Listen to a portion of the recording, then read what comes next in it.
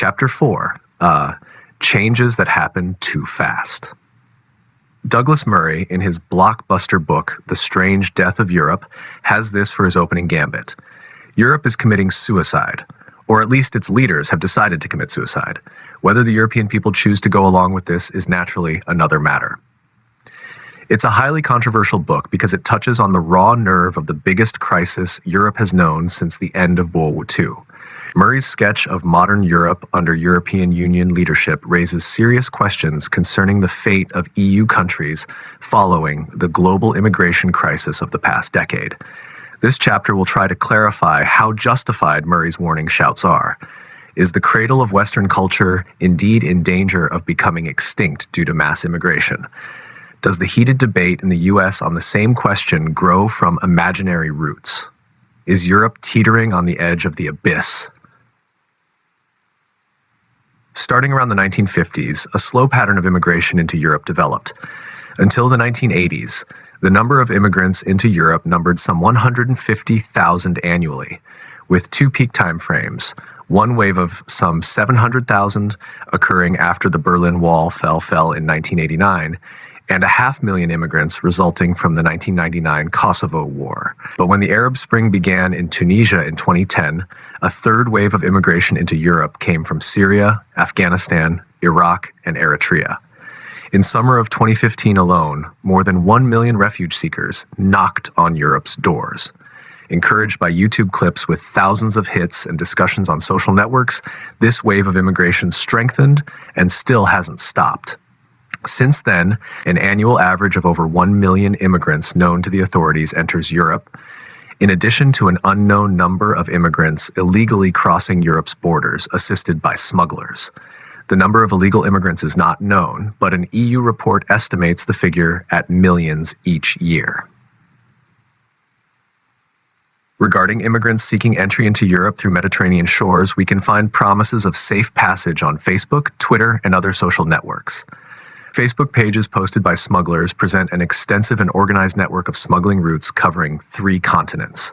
As the new year begins, we offer a range of trips: Turkey, Libya, Italy, $3,800, Algeria, Libya, Italy, $2,500.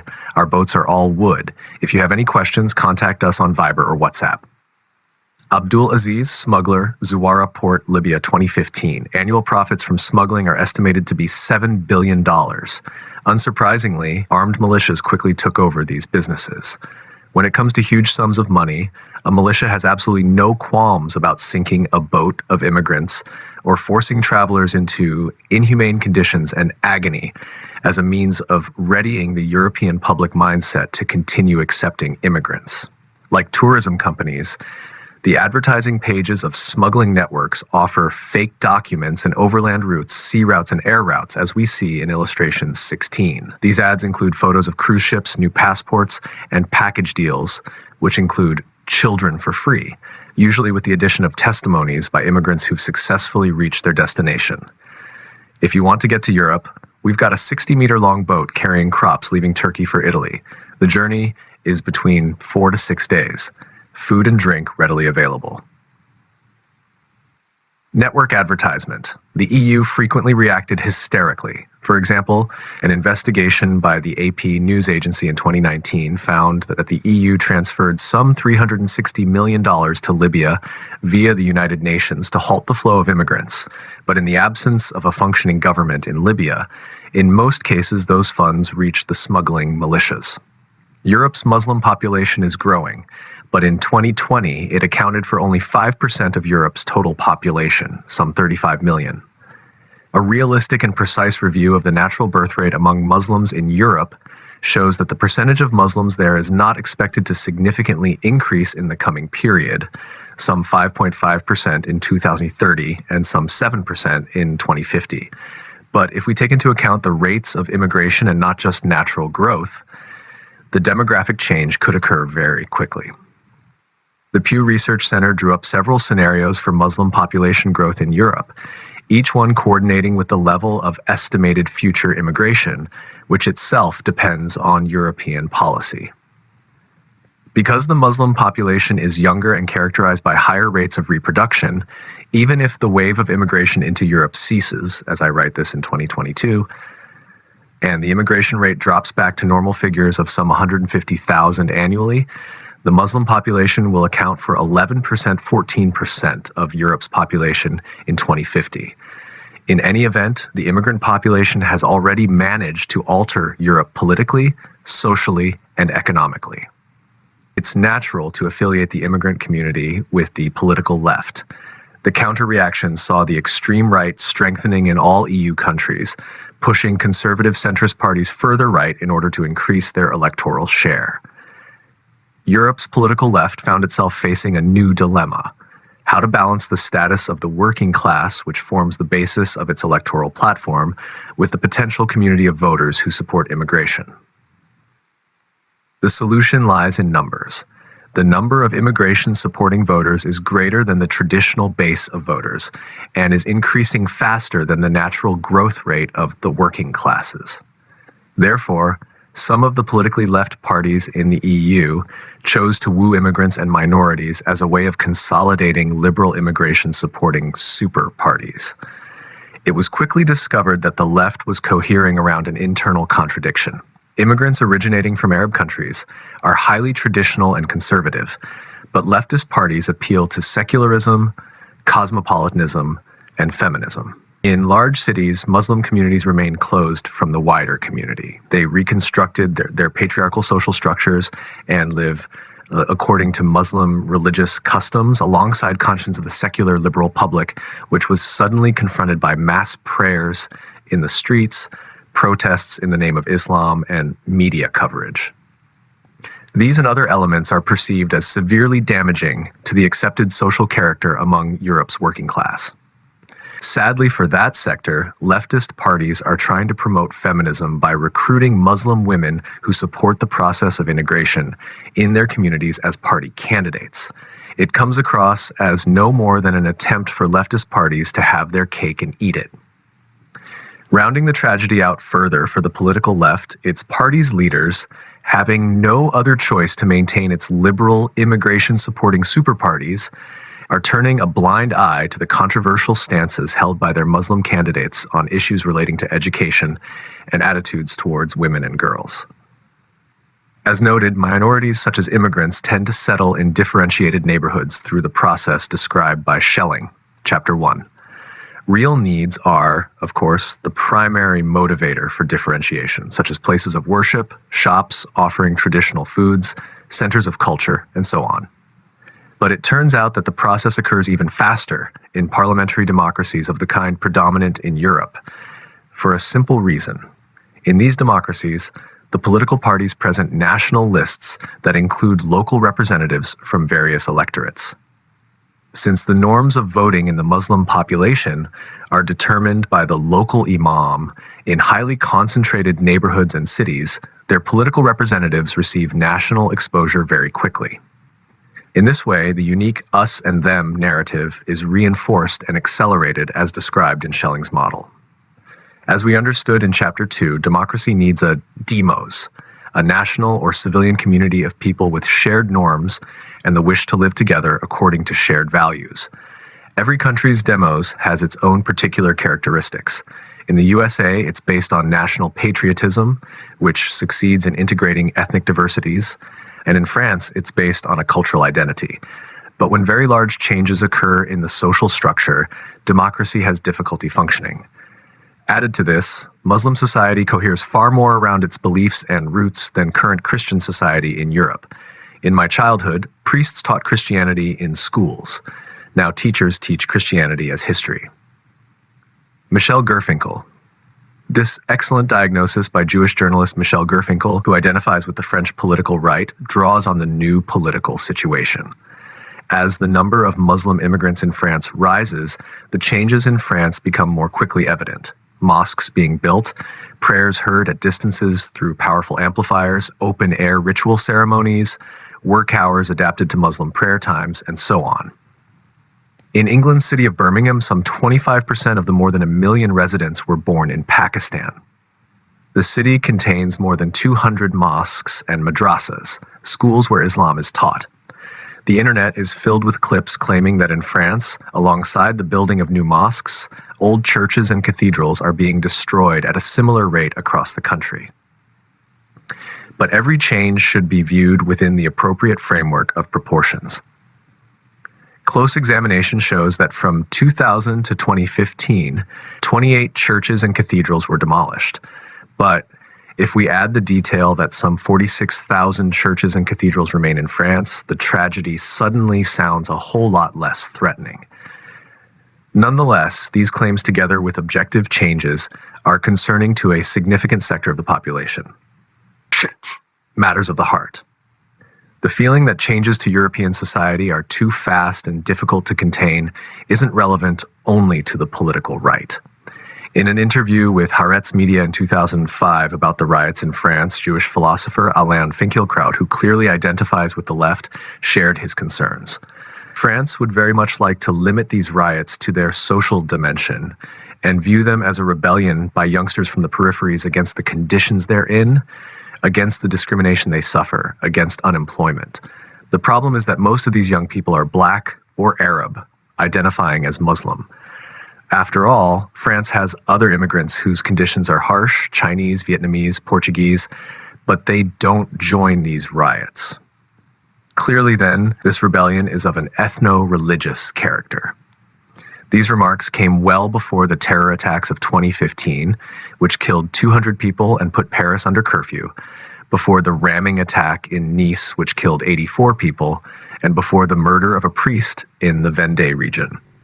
Clearly, the right-wing populist parties are playing these feelings for all they can and focusing on emotionally charged facts which are more symbolically significant but less anchored from the statistical perspective. The facts include, in the Tower Hamlets quarter of London, 62% of children are Muslim. By 2035, more Muslim children will be born in England than from all other religions put together. In England's small town of Swinton, South Yorkshire, 99% of the 4,000 residents are Muslim. Right-wing parties emphasize acts of vandalism, such as burning Christmas trees, point to rape as a frequent headline, and discuss acts of terror in depth. All these create a picture of a lost cause. The fact that tiny townships across the expanse of England have Muslim majorities shouldn't surprise any of us, especially now that we've studied Schelling's model. But the bulk of these propaganda efforts take place on social networks in the form of home-produced clips, sponsored films, and discussions. Social awareness of growing violence perpetrated by immigrants has a real and rapid impact on political opinion, which is rapidly changing. In Sweden, some 140,000 immigrants have entered annually since 2009, and the driving force behind this change in political opinion is, again, social networks.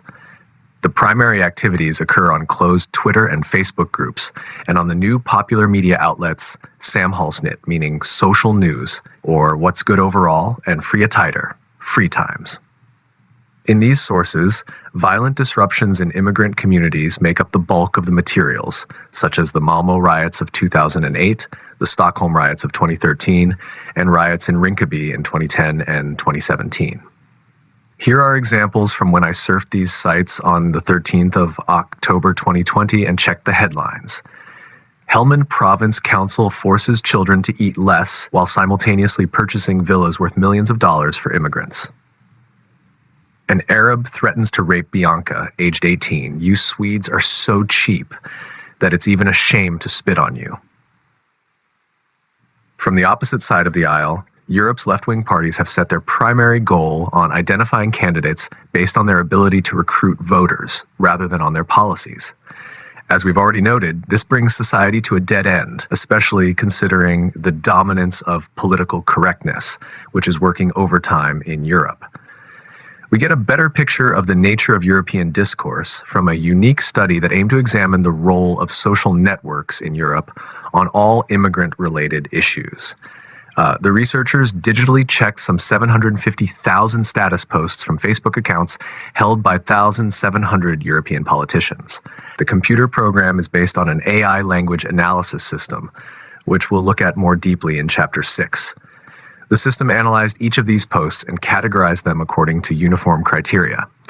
The study found that there is particularly lively discourse replete with expressions of hatred in both the far left and far right streams to an equal degree. Secondly, it found that the number of hits each side received was equal. Conclusion? Both sides are riddled with hatred in the virtual space and use it successfully when the issue under discussion is immigrants.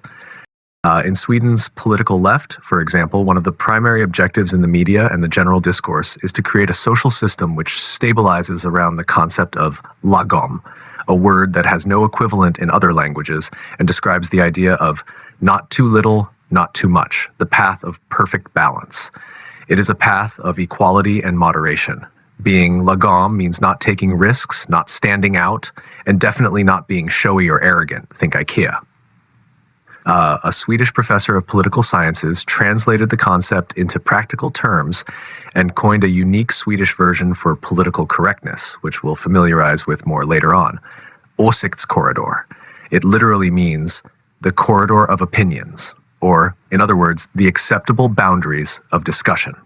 Since Sweden's political left is extremely dominant, de facto it contains a severe social prohibition around the topic of immigrants. Anyone daring to bring the topic onto the social agenda is instantly branded in the extensive leftist circles as an Islamophobe, a xenophobe, or just a plain racist. This is the background against which a sharp split emerged in Swedish society, causing a massive upheaval. We'll look at it more closely later. By the way, the same researcher found, among other things, that 40% of the Swedish public is interested in limiting the number of refugees, not immigrants. Mind you, note how they specifically reference refugees. Unfortunately for them, though, they don't feel comfortable expressing their views. The Swedish song Questions for Papa aroused a storm and was aired mostly in extreme right circles, but it clarifies Sweden's current permissible boundaries in discourse. Do you remember the time that I never saw Fås? When the people were happy, when the people were one. So tell me now, Dad, how does it feel today when you're in the slag of what's left? When you grew up, tell me how it was. Was a girl something that was free to attack? Did you go out in the street and listen a while without hearing a word that you understand? Did you ever have to go home alone after being robbed and hit by foreign men? Yes, that's pretty blunt, but not so terrible, right? In Sweden, though, those words cross all social conventions. As noted, some European countries have a low percentage of Muslim immigrants, such as Iceland and Estonia, each having less than 1%, whereas other countries, such as Sweden, have a 10% Muslim immigrant population, according to official numbers. The distribution of immigrants is not uniform even within these countries. Some regions have none, but other large cities have very high numbers, such as Brussels with 25% and Marseille with 25%. The forecast for each of these cities sees a demographic revolution within 10 to 15 years. Some years ago, I opined that London was not really an English city anymore. Since then, virtually all my friends from abroad have confirmed my observation, so there must be some truth in it. I note also that London was the UK city that voted most strongly to remain in the EU. John Cleese, British comedian. These large figures aren't under local government control and aren't even under national government control, but are governed by the EU, which sets the outlines for the entire European immigration policy. This political thrust and even blacker demographic forecasts are the primary factor behind Brexit. Here's a story, a bit of a silly one, that demonstrates the topic. The kibbutz where I live is located adjacent to the security fence. In the past, a section of the fence closest to the kibbutz was breached, and there was a wave of theft from nearby homes that caused insecurity and fear. Requests to the regional municipal council were ignored. The council decided it wasn't going to financially assist the kibbutz, so we were left to our own fate. Furious or not, there was no choice, so we decided to collect money from the kibbutz residents for improved security. But then a social phenomenon shot to the forefront that left many of us stunned. Some families living no more than 40 meters from where the break-ins were occurring decided they wouldn't join the effort because they themselves didn't feel the need for added security. In their view, the threat was literally too far away from them. Similarly, it's the European Union's responsibility to balance the needs of residents of Paris's or London's immigrant overburdened suburbs with the hundreds of millions of others who don't see immigration as a problem at all because they simply don't see it developing on a daily basis. These differences of approach manifest within and between countries in the EU on all questions relating to the distribution of immigrants across the continent and on entry quotas into the EU in general.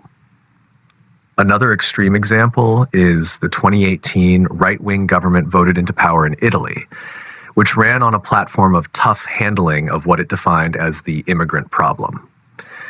A year later, that government disbanded because it couldn't fulfill its promises under the barrage of threats from the EU capital of Brussels and from human rights organizations. How Europeans and immigrants feel about immigration will determine whether European citizens will seek quick-fix solutions. Those feelings will be significantly driven by the scope of economic change Europe will experience. Admittedly, it's hard to estimate the immediate financial cost of absorbing immigrants because of the multitudinous expenses: bureaucracy, long-term social services, health services, accommodation, policing, and more. But the estimated cost of absorbing an immigrant is 10,000 euro in the first year.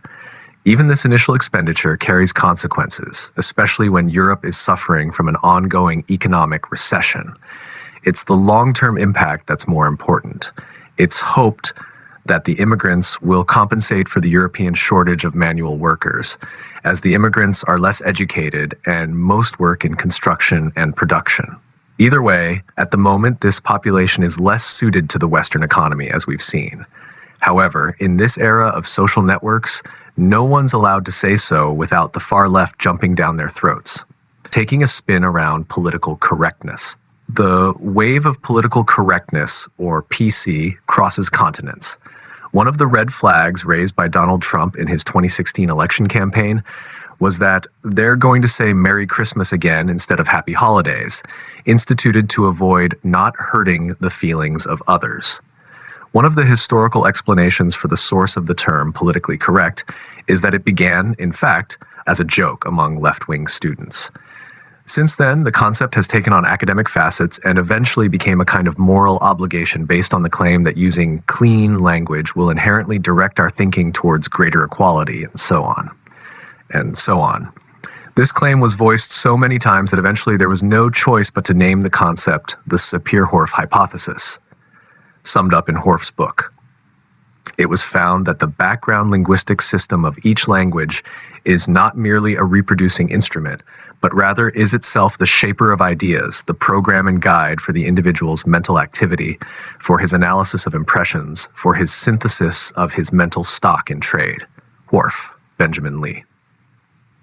Since then, political correctness in radical left circles has become far more than research and language updating. It is now an entire system of beliefs, which includes modes of thinking that seep into countless areas of modern life. In a large part of the ancient European continent, a rigid set of boundaries has been set relative to public discourse, which determines what can be argued and the conditions under which discourse can occur. And back to immigrants.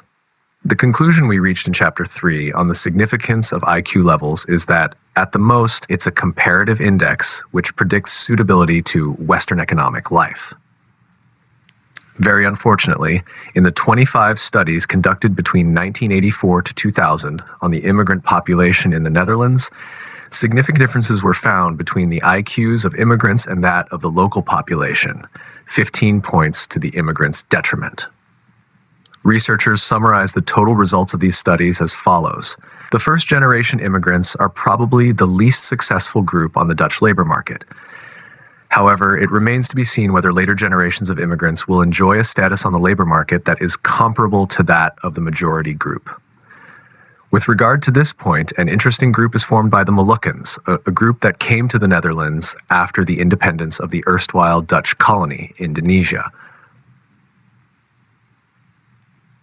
Although the status of the small group of third-generation Moluccans on the Dutch labor market is better than that of the Surinamese, Antillians, Turks, and Moroccans, it remains behind the status of the majority population. Finally, the reasons for these group differences in mean intelligence are still unclear. One possible factor could be selective migration. Based on these findings on group differences in mean IQ, which is probably the biggest handicap for immigrant groups, more realistic programs for dealing with the problem of immigrants' integration into Western society can be developed. No later studies have examined the IQ or Big Five traits among immigrant populations in Europe, and in my view, that has a lot to do with the barrier called political correctness. As we saw in Chapter 3, certain studies indicate an evident and accelerated improvement in IQ test results among children of immigrants living in Western environments. But as noted, Europe's immigrant community tends to isolate in closed groups. From the range of facts we've presented, we can conclude that 1. Europe's immigrant population, at least those entering Europe up to 2000, suffers from significant non-adjustment to and non-integration in European society. 2. The degree of adaptability to the Western world can improve among the children of immigrants, provided that they live in a Western environment, although a comprehensive study conducted by Harvard University presented far less optimistic results. 3. Due to the Schelling effect, Chapter 1, and other parameters, the immigrant communities crowd themselves into specific areas and don't mingle with the local population. For reasons previously mentioned, in cities already crowded with immigrants, there's a very evident economic change. The question then becomes, is this detrimental change expected to halt, or will it sweep through all Europe, beneath the surface? No successful civilization can permit itself to rest on its laurels. Historian Edward Gibbon claimed that the great Roman Empire, which survived for 500 years, collapsed for two main reasons: the Church, which softened Roman hearts from the inside, and the Berbers, who attacked the empire from outside and completed the job. Ancient Greece's democratic philosophy was involved in that empire's success, but was also a factor in its failure.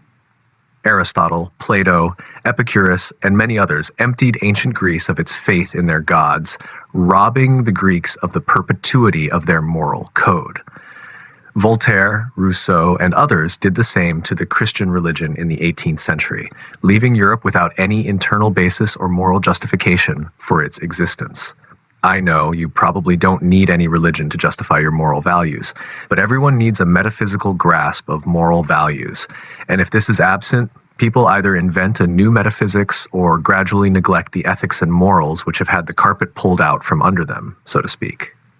History teaches us that civilizations tend to fade, and when they do, it can happen very suddenly. Currently, Europe's at its peak from the perspective of every measurable index: money, wealth, equality, happiness. But beneath the surface, this culture is in deep trouble. Successful human societies are highly complex systems, and therefore multiple factors such as economic, environmental, demographic, cultural, and social withdrawals can reach a critical mass that ends in collapse. Researchers dealing with this sphere refer to the collapse stage as the nonlinear stage, a means of describing circumstances where finding a clear reason for the formative events is difficult. In other words, it's a situation where the interaction of the impact of these destructive factors is too complex to allow tracing the path of each factor. Anthropologists enumerate the following reasons as responsible for the collapse of cultures: natural catastrophes, Malthus-style catastrophes, where the availability of basic foods or natural resources falls short of the local population's growth rate; extreme inequality; sub-replacement fertility, which will be explained in a moment; the deterioration of the social glue; and excessive bureaucracy, or a state where bureaucracy becomes a barrier to solving problems, as described in Murray's description of immigration phenomena. Of course, not all these circumstances are necessary for a society to collapse. Currently, not all these signs are visible in Europe, but as we'll see by the end of this chapter, most of them are definitely knocking on Europe's door. Leading countries within the EU show a greater degree of willingness to self-sacrifice and a pretty smug faith that everything will be okay because Europe is strong enough and can therefore handle uncontrolled immigration. We all admire expressions of empathy and self-sacrifice. These are lofty values as long as they relate to specific instances of individuals requiring help.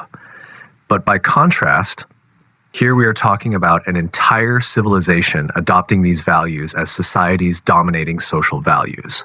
This isn't some momentary situation, but a social experiment that began in certain locations in Europe in the 1950s and kept spreading all the way to our current times. The logical explanation offered for a policy which enables an exaggerated flow of guests is multiculturalism and a willingness to enrich European culture with other views, customs, and traditions, much like immigrant-based countries such as Canada and the USA.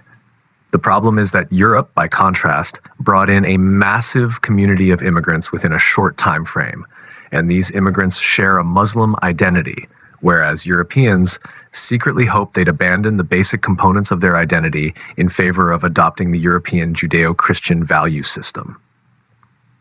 Turns out it's really tough to change the religious education system of a closed, devout group, something Israelis know well from less extreme closed groups such as the ultra-Orthodox sector, which runs its own education system that for the past 7 decades has persisted in excluding math, sciences, and English from its curriculum. Let's go back for a moment to the model listing the criteria for a society's collapse. As far as we can see, the community of immigrants into Europe in the current and near future generations will join the lowest class in Europe. Since European birth rates are very low compared to those of the immigrants, and since the European social glue quickly deteriorates, Europe will become a very unequal society. Europe's center of governance in Brussels will have difficulty coping with the problem because it will be chained to conventions that prevent it coping with the problem right now.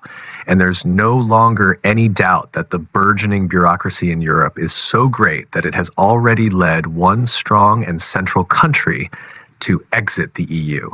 We can only conclude that the lack of loyalty to political institutions, which we can already begin to see from the immigrant community, will only grow and may even take on the form of civil rebellion, a reality which isn't far from the images already seen.